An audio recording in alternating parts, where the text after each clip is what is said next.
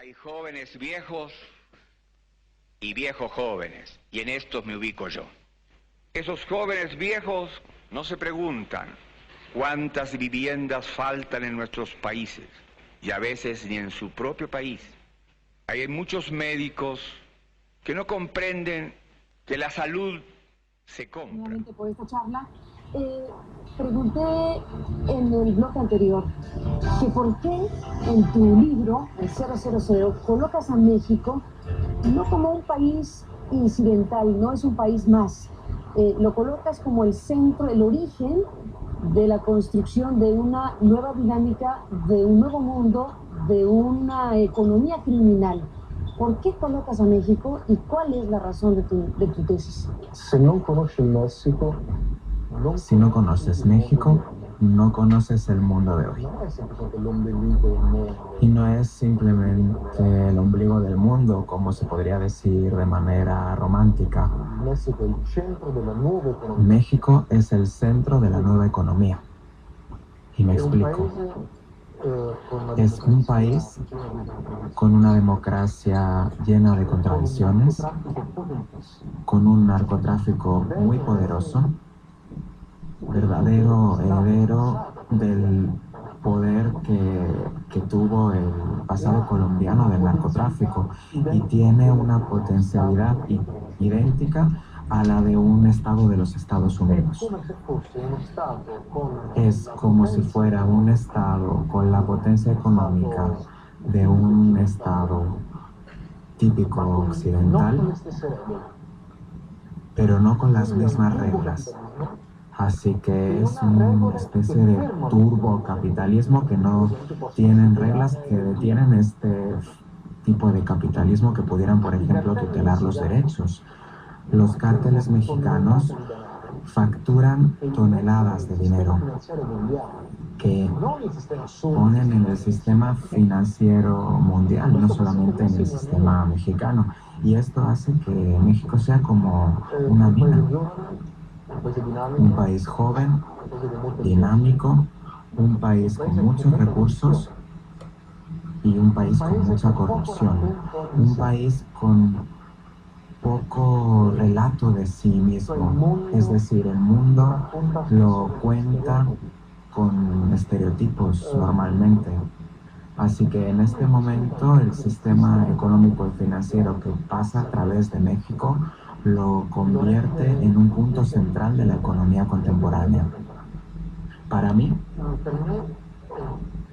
quien dice hay que conocer China y la India para conocer el tiempo actual, pero se está olvidando de un tercer país que no es ni Brasil ni Estados Unidos, sino México.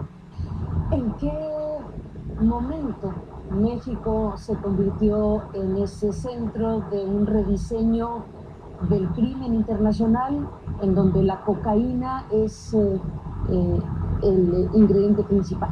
¿Cuál es el tiempo? ¿Cuál es el momento? ¿Cuál es la circunstancia? ¿Qué sucedió? Negli anni 90 c'è stato un momento importante. En los años 90 hubo un momento importante. Los colombianos, los cárteles colombianos delegan a los mexicanos la distribución de la cocaína. Y sucede esto primero con Pablo Escobar. Le piden a los cárteles mexicanos que transportaran la cocaína a cambio de dinero a Estados Unidos. Y después los cárteles mexicanos dijeron: la mitad de la carga es nuestra y la mitad es de ustedes. La mitad de la cocaína es nuestra. Y sucedió lo que sucede en la industria mundial, es decir, que el distribuidor es más poderoso que el productor, y sucede que en un momento determinado los cárteles mexicanos, como distribuyen la cocaína a Estados Unidos, son más poderosos que los productores. Cuando los productores entran en crisis por reglas internas, por el Plan Colombia, el proyecto militar político americano, los mexicanos son más fuertes y compran las plantaciones, invierten en las plantaciones y se convierten en ese silencio de la atención internacional, en una organización muy poderosa. Y no es casualidad que los cárteles mexicanos temen más a los periodistas de lo que los colombianos los temían, porque los colombianos estaban acostumbrados a una atención internacional, pero los mexicanos no. Por eso los cárteles mexicanos no les gusta el relato sobre ellos, el relato periodístico, a diferencia de los colombianos que estaban acostumbrados a tener atención mediática. En los años 90 sucede una revolución en el mundo de la economía criminal de la que se dan cuenta nada más los expertos y de la que la política mexicana muy raramente ha hecho referencia. México y el cártel de Sinaloa, en particular el actual cártel más poderoso, se comporta como un gran corporativo transnacional. ¿Qué explica los grados de violencia extrema que México ha vivido en los últimos años? C'è una ragione, secondo me. Hay una razón, según yo. El cortocircuito que sucedió en México tiene una característica suya. Las organizaciones entendieron que la cantidad de sangre no tiene que ver con un particular aumento de la represión o de la indignación popular. Y les doy un ejemplo: cuando la Cosa Nostra, la mafia siciliana, hizo saltar por los aires en los años 90 una calle entera para matar a un juez, a Giovanni Falcone, Italia estaba colmada de indignación y la familia que había hecho ese atentado terminó. Los corleoneses entraron en una espiral de crisis. Los cárteles mexicanos no. Es más, la violencia es su oficio, lo que publican. El cartel que utiliza la comunicación de la violencia, por ejemplo los Zetas, científicos, incluso al decidir a qué hora matan, porque si matas alrededor de las 19 horas, sabes que va a salir en las noticias del noticiero a las 8, por ejemplo. Y por lo que yo he investigado, son el cártel más atento a la comunicación a través de la violencia. Cuando yo mato a todos aquellos que se oponen a mí, cuando yo, por ejemplo, salgo de mi territorio, por ejemplo, pensemos en África y me presento diciendo soy un cártel mexicano, el terror anticipa y construye tu poder. La cantidad de negocio alrededor del narcotráfico constringe a los cárteles, los obliga a operaciones militares inmediatas. Les doy un ejemplo. Si algunos hombres de un cártel tratan de hacer negocio con la cocaína sin tener la autorización, inmediatamente se pueden convertir en un cártel rival.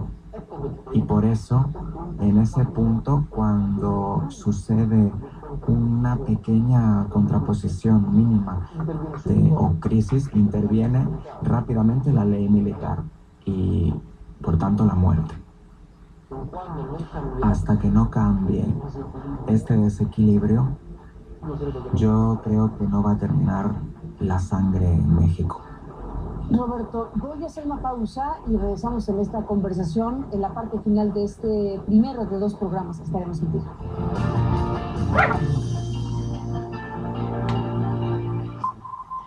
Roberto Saviano, regresamos en esta conversación de este primero de 2 programas. En el segundo programa, adelanto, desde luego te preguntaré sobre lo que piensas, escribiste sobre ello, sobre la recaptura del Chapo Guzmán, la liberación de Caro Quintero también recientemente y la serie de movimientos que en México existen en este momento. Pero déjame terminar este primer programa con esta idea de la que estabas hablando sobre el tema de la violencia en México. El cortocircuito que has dicho ha ocurrido en México. Por lo que dices, no parece que esté muy cercano el tiempo de que acabe la violencia, de no ser que pase, ¿qué cosa? Es muy difícil responder. Es muy difícil responder. Tengo una respuesta que te puede parecer quizá una provocación. Si mañana se legalizara la droga en México, explotarían todos los cárteles en un momento, en un segundo. La legalización, es decir, la cocaína, la marihuana, las anfetaminas se vuelven legales. Sé que es muy difícil y un problema moral muy serio. Sin embargo, en este momento estoy hablando nada más en el plano racional, no ético. Si esto sucediera, desaparecerían como nieve en el sol.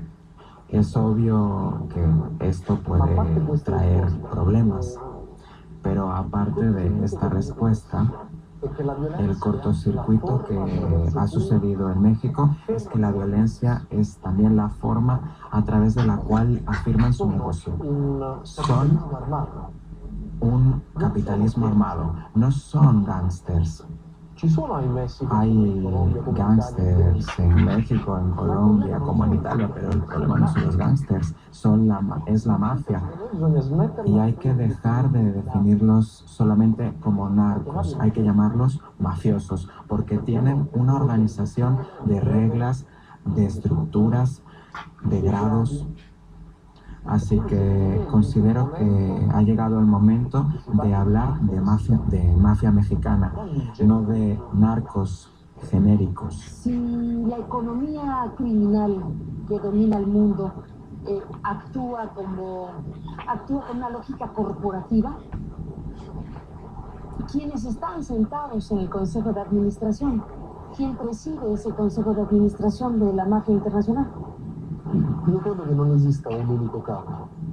Me parece que no hay una única cabeza. Me parece que en este momento, y no lo creo por sensación sino por datos reales, la economía criminal es la más grande del mundo. Y en el libro trato de hacer una lista de la facturación de la Shell, la compañía petrolera más importante del mundo, que es menor respecto al de la cocaína.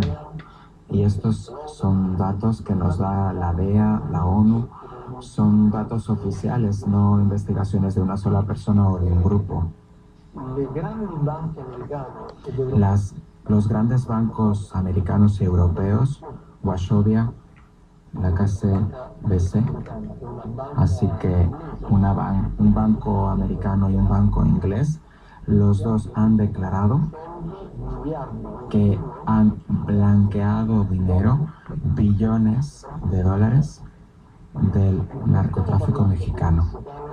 Y no nos referimos a que los mexicanos de Sinaloa o de Ciudad Juárez o los Zetas de Michoacán hayan tomado dinero y lo hayan blanqueado en bancos pequeños locales, sino en el gran sistema internacional. Y el gran sistema internacional ha aceptado este dinero porque todos los días llega dinero líquido y en efectivo, y en un momento de crisis los bancos necesitan capital líquido. Y estos bancos han declarado y pagado una multa. Y esta no fue una noticia que estuviera en el centro del debate político mexicano. Regresamos con este punto y por lo pronto le agradezco esta primera participación, este primer encuentro en Nueva York con CNN. Volvemos con el tema el día de mañana. Gracias por acompañarnos y hasta entonces. Noticias en cada estado del país. Nos hace falta una Regina, nos hace falta